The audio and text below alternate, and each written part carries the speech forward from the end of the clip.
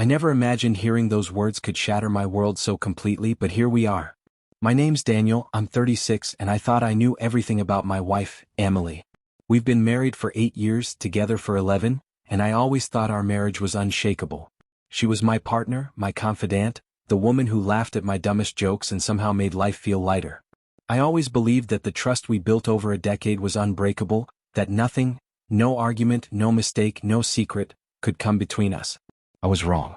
It started like any other Thursday evening. I had just gotten home from work, exhausted but looking forward to spending the night with Emily. The apartment smelled faintly of cinnamon from the candles she liked to light in the kitchen.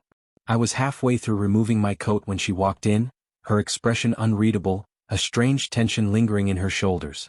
"Daniel," she started, and her voice wavered, caught somewhere between fear and defiance. I glanced up, smiling weakly. "Hey honey. Rough day." She shook her head slowly. "No, it's not about the day. It's something I need to tell you." A strange chill ran down my spine, but I tried to brush it off. "Okay, whatever it is, just say it." She took a deep breath, eyes fixed on the floor. I slept with my coworker last night. For a moment, the world seemed to stop. I felt my chest tighten, and 1,000 thoughts collided in my head. My immediate instinct was anger, betrayal, disbelief. But before any of that could surface, I did something I didn't expect. I simply said, almost mechanically, "Congrats." Emily looked up at me then, confusion and shock flashing across her face. "What do you mean, congrats? Don't you care?" I took a deep breath and tried to steady myself. "Of course I care, it's just, I guess I'm more surprised than anything. I never thought we'd get here." Her lips trembled. "Daniel, this isn't a joke. I cheated on you." "I know," I said, my voice calm, too calm perhaps. "I can't say I expected this, but I guess I should have seen it coming." The silence that followed was suffocating. The hum of the refrigerator, the faint city noises outside, even the ticking of the clock on the wall, it all seemed amplified. I watched her, really looked at her, and for the first time in years she seemed small, vulnerable in a way I had never noticed. "You don't seem angry," she whispered. "Shouldn't you be screaming? Yelling? Hitting the roof?" I shook my head. "No. I think I've spent years doing all the wrong things in this marriage.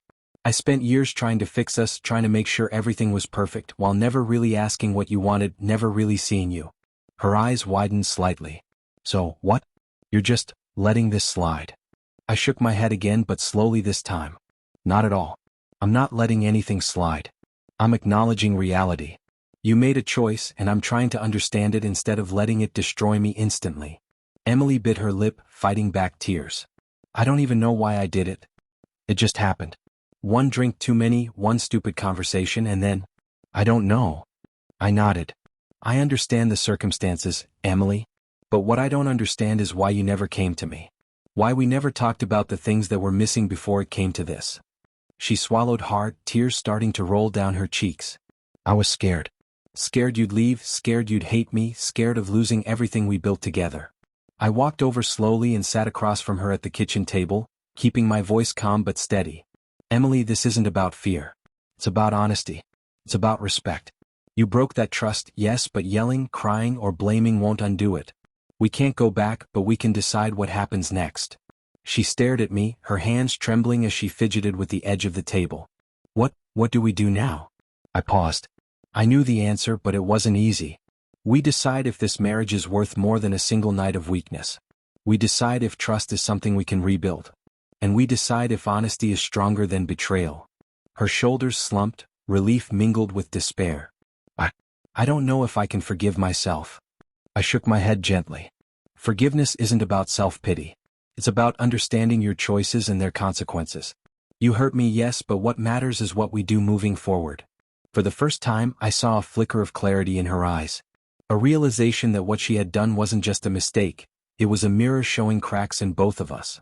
Our marriage had problems she couldn't fix alone, and apparently neither could I. I stood up, walked over to the window and looked out at the city lights. The air felt heavy, but there was a strange sense of calm. I turned back to her. "Emily, I need to think about everything. I can't promise anything yet, but I will promise this. I will not react in anger. I will not act out of pride or hurt. I will think and I will act with clarity. That's the only way either of us can move forward." She nodded, finally understanding the gravity of what she had done. I understand." And that night we sat in silence, two people who loved each other, broken but aware. Broken enough to see the truth, aware enough to know that sometimes, even love isn't enough to fix everything.